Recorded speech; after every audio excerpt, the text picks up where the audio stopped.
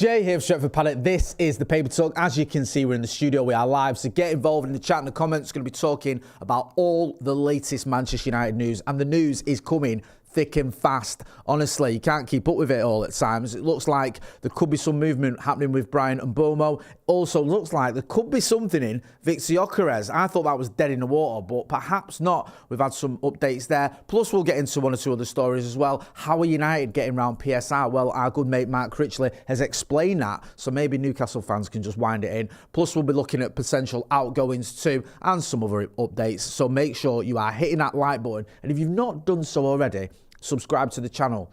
Look, we're almost at 800,000 subs, man. Let's get there. With your support, you can get there. Loads of people in the chat. Good to see the usual suspects. Santa Norch, Chris Quigley, Rafa D, Luke Taylor, Mike Scullage, Koya Trott. Let's start with Gyokeres. Let's get into this one. First of all, Adam, welcome to the Academy as well. Thanks for your support. Extra content on the member section. Yeah, Viktor Gyokeres. So we've got a report here from the Standard. Any minute now, we'll have it on the screen. It's all right. Take your time, producer Ben. He can't find it. Fantastic. Right. Anyway, in the Standard, it does say that United are in for Viktor Gyokeres. That deal isn't done because I thought, look, he's going to go to Arsenal. That was what the common sort of thinking was. Arsenal wanted him. They're probably going to end up getting him, but apparently. Maybe not. Maybe not. So the Standard ran a story, I think it was in this morning, one of their updates, and it said, amongst other things, there's another piece I want to get to in there. They're covering the talk of us getting Bryan Mbeumo, also talking about Emi Martinez, which I will get to in a minute. But there was a little piece on Viktor Gyokeres. Manchester United could be in for Viktor Gyokeres. Now, the Evening News have also covered this as well. We had this last night in our Transfers Live. Thank you for everyone who got involved in Transfers Live last night. It was a good laugh. The Evening News have gone with this as well, saying that Manchester United could make a move for Viktor Gyokeres. Now, it's an opinion piece, but it's based on news. The Evening News do this quite a lot. Well, they'll do these little opinion pieces, but they sort of come from a news article as well. So if you scroll down there, let's get to this story, if we can. Keep going. We'll get there in the end. You've got this. Jesus Christ. If anyone wants a job as a producer, there's one going. Viktor Gyokeres contact made. Manchester United have made informal contacts over a potential summer deal for striker Viktor Gyokeres, according to Gimme Sport. Keep going. The report says that the Sweden international is Ruben Amorim's #1 transfer target in the striking position this summer, with him coming ahead of Liam Delap, who has now completed his move to Chelsea. Now, in the Standard, that was what he was saying. He was saying that Manchester United basically made contact with Viktor Gyokeres to try and bring him to Manchester United. Now, you can get rid of that. So they've done it as an opinion piece based on a news article that originated from Gimme Sport. The Standard have also ran it as well. It looks like there might be something in this.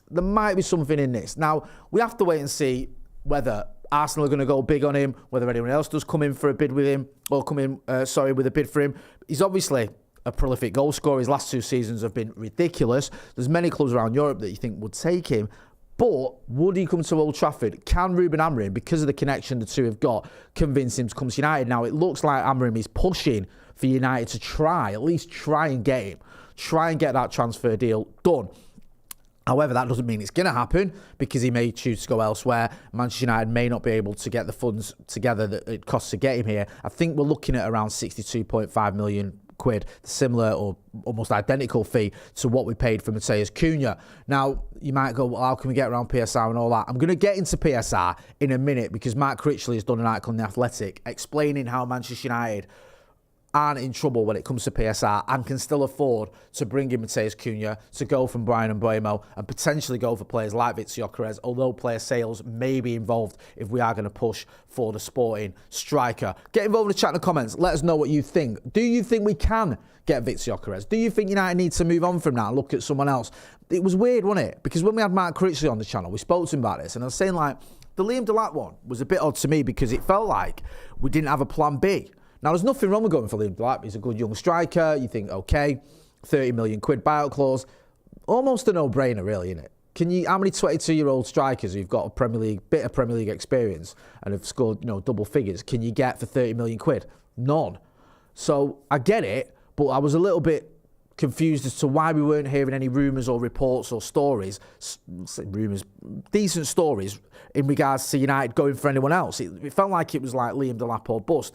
However, the latest reports indicate that Ruben Amorim still wants Viktor Gyokeres and hasn't given up on that. When Amorim first came in, everyone was saying, we're going to get Gyokeres. We've got to get Gyokeres. We need a striker. We lack goals. Ruben Amorim took Viktor Gyokeres to Sporting. He's absolutely smashed it there.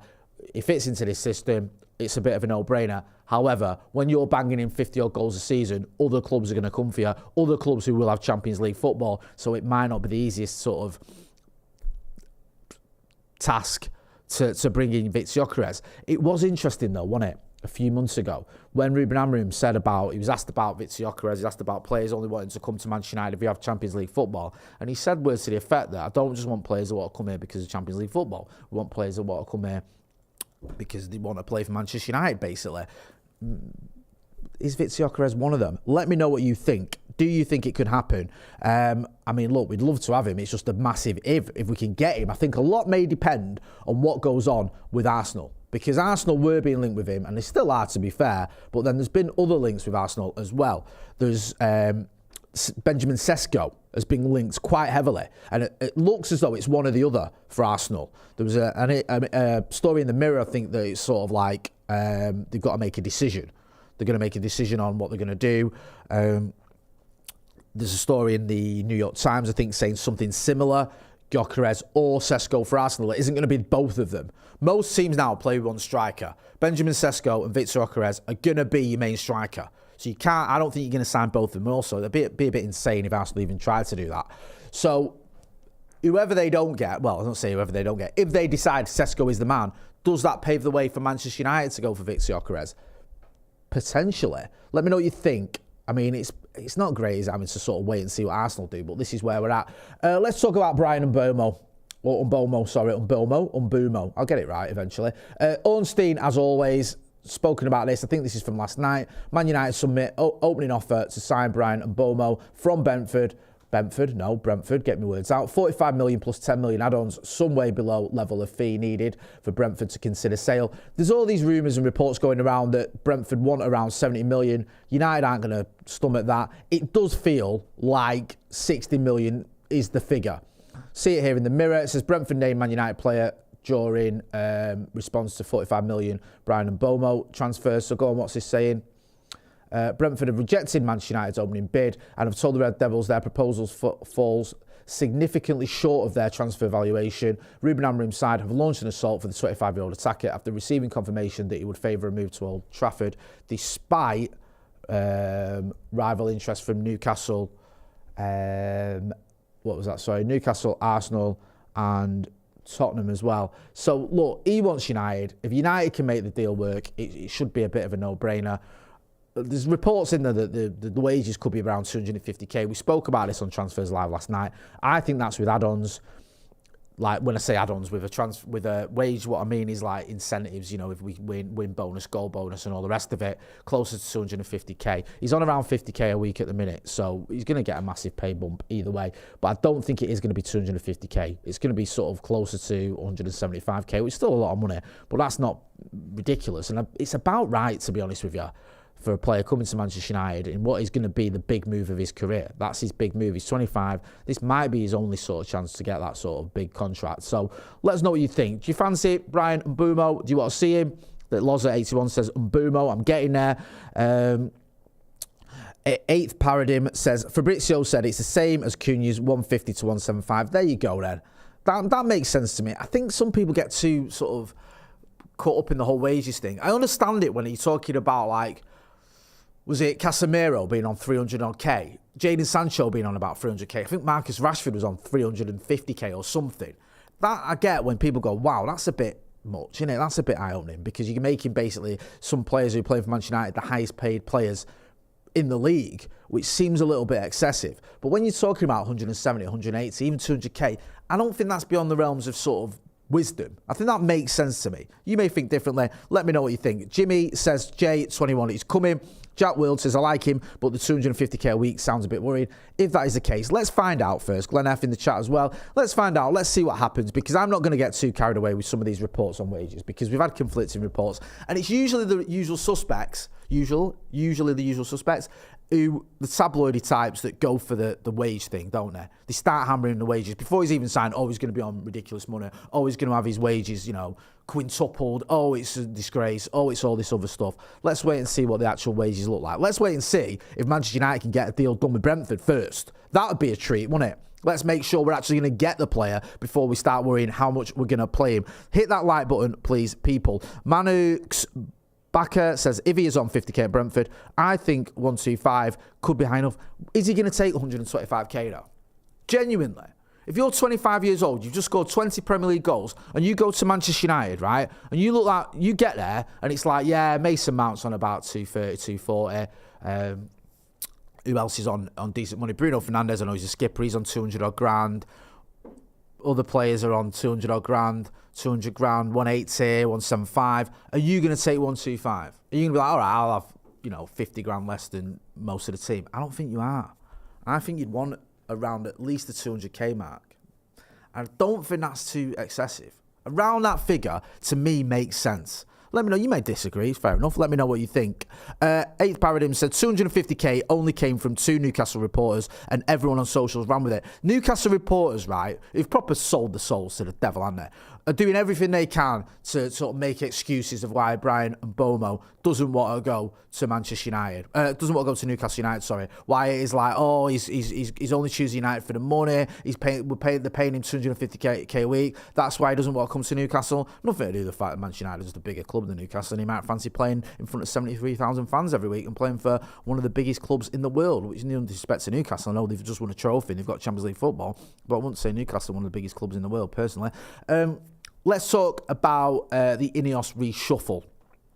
So we had this last night, a little bit of an update. I think you all know this by now. So Sir Dave Brailsford is relinquishing his day-to-day role at Manchester United and returning to act as Director of Sport for INEOS in a major recalibration of Sir Jim Ratcliffe's Old Trafford executive. We knew this was coming. I think with Dave Brailsford, he was always going to be temporary at Manchester United. He doesn't have a football background. He comes from a cycling background. There's nothing wrong with that as such, being involved in Manchester United, at least coming from a sport background. But it felt like he was someone that Sir Jim Ratcliffe trusted.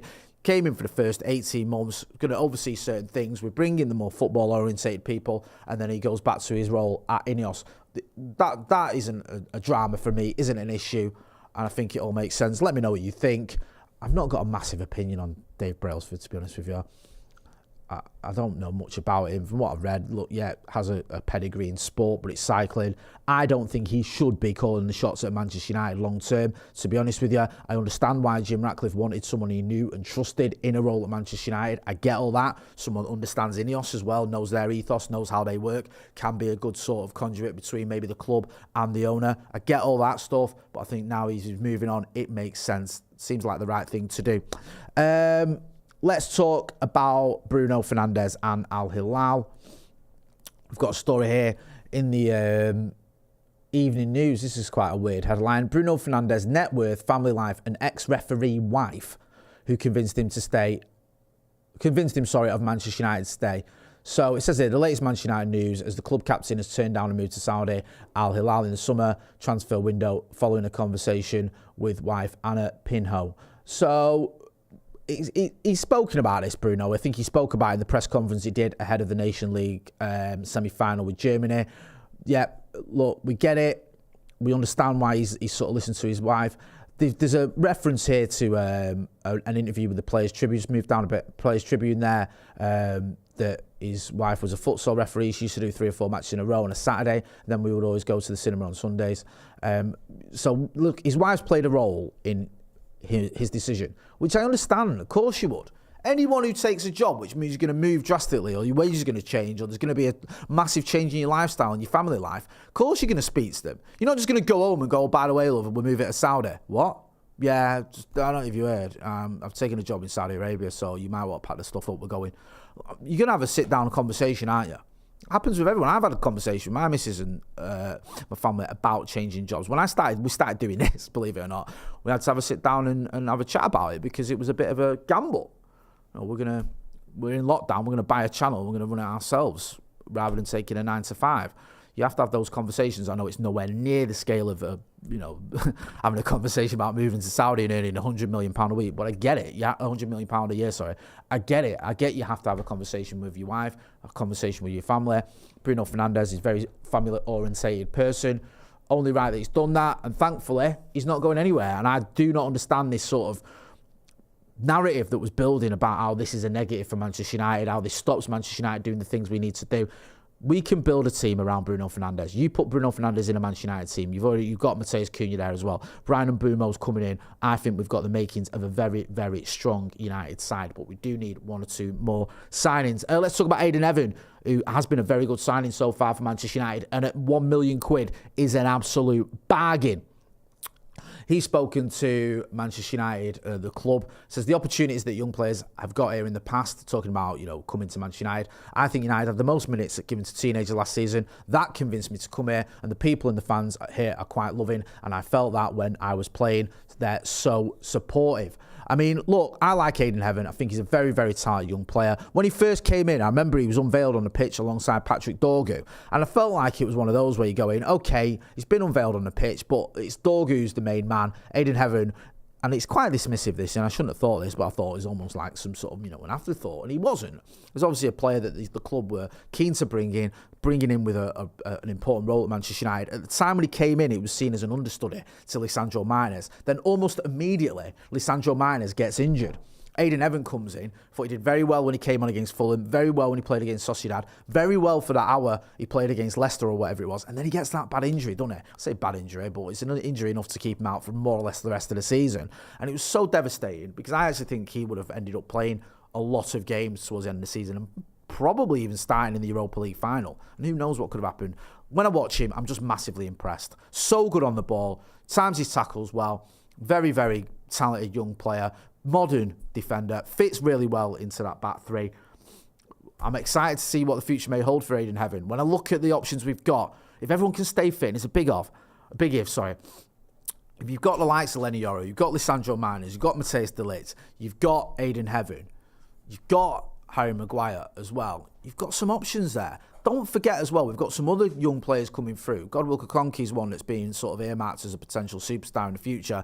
So United do have options in those centre-back roles. It's looking a little bit more positive, I think. There's an article here about Antony. Looks like could be a new loan. This has come from Tribuna, I think, which is an outlet over in, I want to say, Spain. According to ABC, Antony's representative travelled to Seville on Tuesday to meet with Real Betis officials as part of a coordinated effort to convince United to approve another loan deal for the Brazilian winger. Can we not sell him? The season is just that. Surely we can sell him now. A loan move is great getting the wages off the wage bill, but it doesn't fix the issue of us needing money to buy more players. We might have money for Matheus Cunha. We might even have money for Bryan Mbeumo without selling anyone. But once you get past those two, I think you need to sell players. I think that is what everyone is reporting. If Manchester United want to bring in someone like Viktor Gyokeres or anyone else, we are going to have to sell players. So Antony would be one of those players I think you can sell. Look at the season he's just had. A loan move as well. Let's say he has a loan move and he has a season that's a little bit underwhelming. Does he come back to United and actually he's run out of suitors? I think United needs to be pushing for a permanent move for Antony. Let us know what you think. Jackie says we need cash. Dal TV says, seen Leverkusen want to buy him for about 40 mil. If they do, take it. Santa Notch says, we go again with all the bloody loan deals. Yeah. I get the first loan deal because he was having a stinker at United, wasn't he?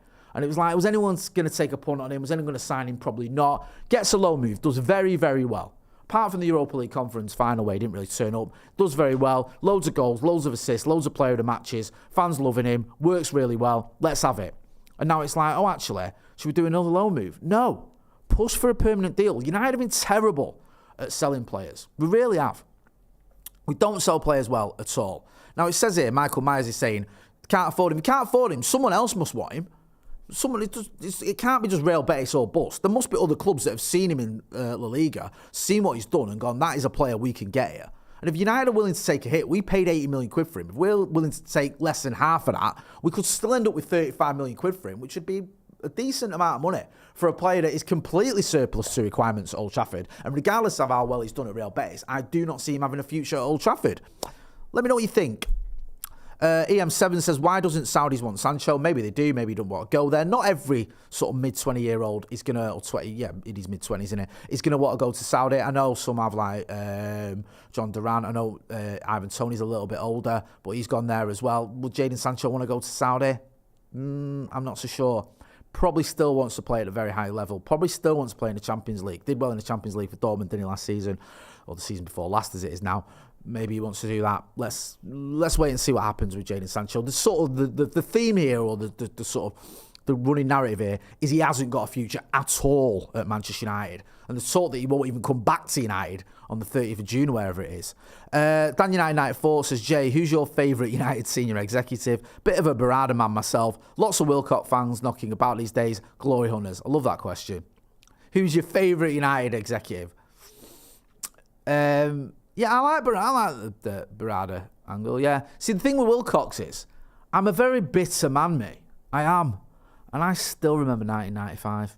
I remember that Blackburn team beating us to the league. So I still hold that against him. I know it's not his fault, because it was his job to play for Blackburn and help them win a trophy, which is what he did. But yeah, that's tainted him a little bit for me. So I'll go with Berardi. Jack Crosby says, expired contracts free up about 400k per week this summer. That'll be gone with Mbeumo and Cunha. Absolutely have to sell Rashford, Sancho and Antony, even if it means taking a hit on a transfer fee. Yeah, I agree. If it means taking a hit on a transfer fee, let's do this. 2,500 people watching. We've not even got to 200 likes. Hit that like button, please, people. Can we put a subscribe link in the chat as well, please, producer Ben? I want to talk about everyone's favourite subject, PSR. Right.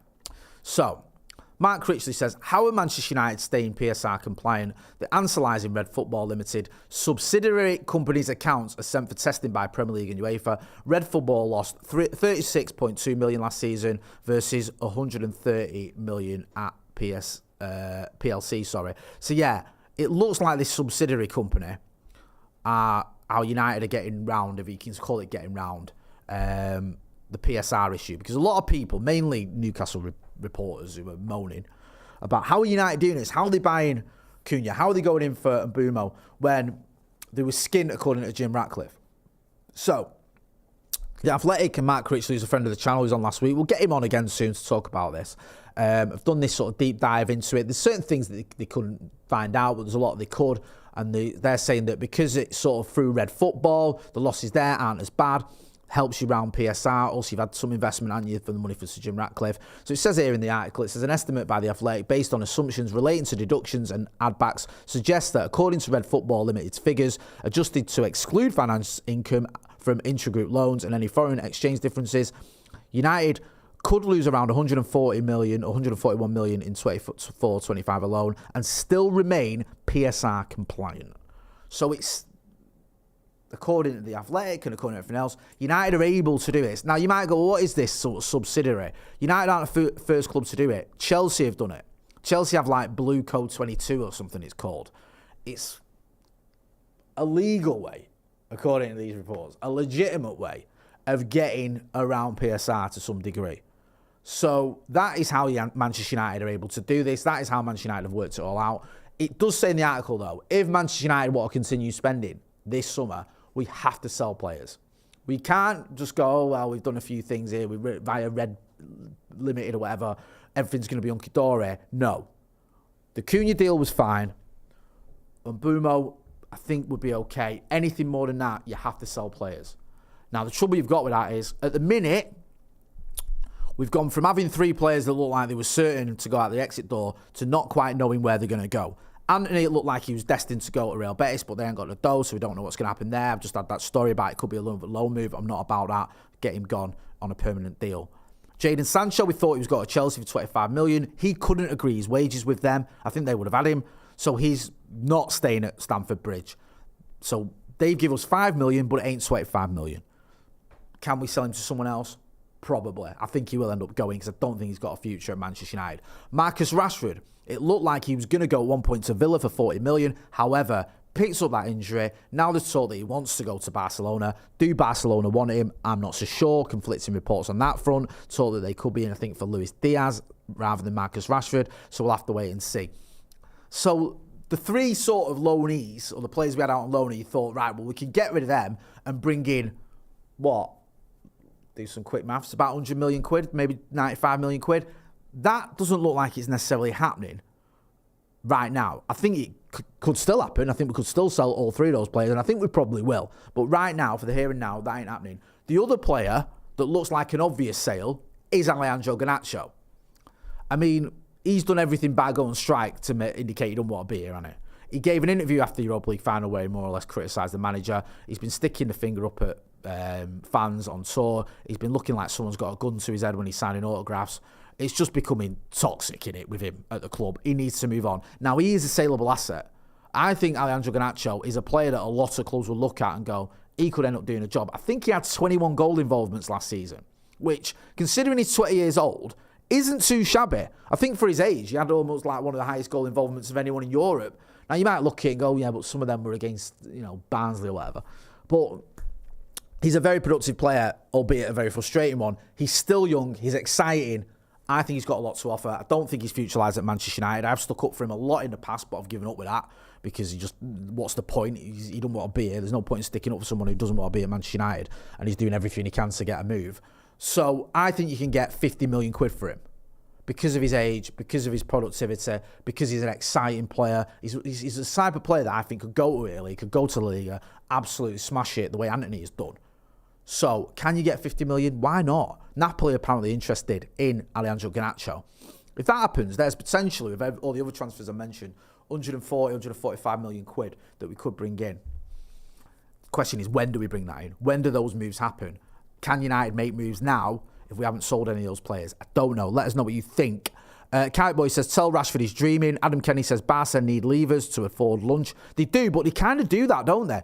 The skin, and all of a sudden they pull one or two levers, and it's like, oh, well, we've got another £500 million to spend. It's like, what? I think they've just given away all their rights for like the next 2 centuries. Jimmy says, Garnacho's attitude stinks. It's a shame. It is a shame. I like Garnacho, but it's just become bad on it. Ross Grimes says, got to put a sell-on clause on a Garnacho deal. Sammy says, I would love Greenwood back, though. That ain't happening, and I don't think it should. Wakula says, bring back Greenwood. Apologies for that news. I think people playing the phones or whatever it is on the production desk. Lee Elliott says, morning, Jay. Brent Thomas says, isn't De Jong available? Wink. Yeah, De Jong. Do you remember that saga? Yeah, that was a good one, wasn't it? Just a nobody says, no one's going to give an injured player 300 grand a week who happens to have inconsistency issues. I think Rashford and Sancho will be on the bench for the rest of their contracts. You can't have that. You can't have Rashford and Sancho on the bench collecting about 500 grand a week or whatever it is between them. We need to move them on. Now, I know that's difficult because everyone who comes in for him is going to know United want rid, but I still think they've got something to offer a lot of clubs. I think Sancho did quite well at Villa. Didn't set the world alight, but he did quite well. I think they did enough to warrant other clubs to come in for him. Same with Jadon Sancho at Chelsea. Again, had a little bit of a barren spell during that low move, but did score some goals, get some assists, and scored a goal in the Europa Conference final as well. So I think you can get money for both of them, and I think you need to move them on. Hopefully you get money for Garnacho, hopefully you get money for Antony, and hopefully you bring in someone like Viktor Gyokeres. Who knows? We can hope. We're going to be back later on today. We've got some big interviews coming up. So if you're not doing so already, there's a subscribe link in the chat. Hit that like button as well and subscribe to the channel. I want to get, to 800,000 subscribers. You can see there, we're almost there. So go in the chat, it's the pinned comment in the chat, and hit that subscribe button. Let's get to that 800,000 mark, and make sure you are checking out all the other videos as well. I've had loads of videos as well this sort of last week or so. Me and Joe were looking at Kobbie Mainoo yesterday. What does the future hold for him? We haven't really been linked with a midfielder, have we? Not heavily. I know there's been a couple of stories about Manchester United could be in for this midfielder or that, but nothing where you go, actually, yeah, that's likely to happen. So where does that leave Kobbie Mainoo? Is he going to get a bigger role next season? Is it going to be Bruno Fernandes and Manuel Ugarte in that midfield? We looked at how the midfield could shape up. We've also done another video looking at United's attack. What's United's attack going to look like next season?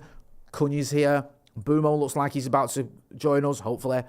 Plus, are we going to get a striker? You would think so. So how's Manchester United's attack going to look like? We've gone into that, me and Joseph as well. So hit like, share and subscribe. I've been Jay Morty. This has been the Paper Talk. Thanks for watching.